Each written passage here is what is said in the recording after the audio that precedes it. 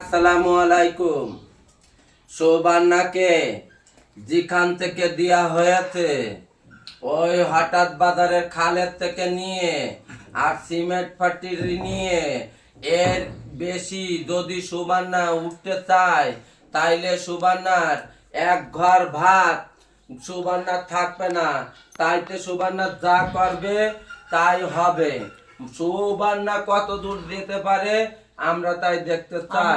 দেখবো। আর সুবান্না তোরে বলে দিলাম, তোর তুই তো হিজড়ে না, তুই তো হিজড়েই হইলি না।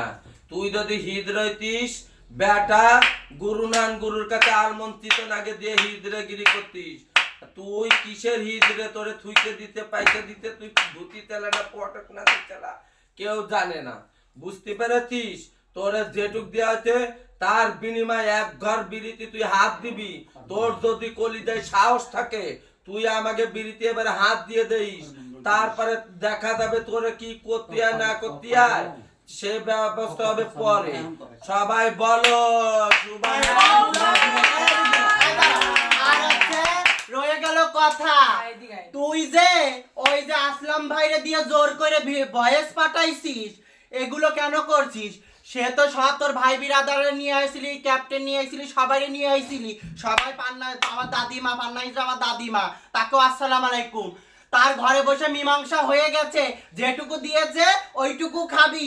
যদি তারপরে বাড়াবাড়ি করিস তো তোর এক ঘরও ভাত নাই, এক ঘরও ভাত নাই, এক ঘরও ভাত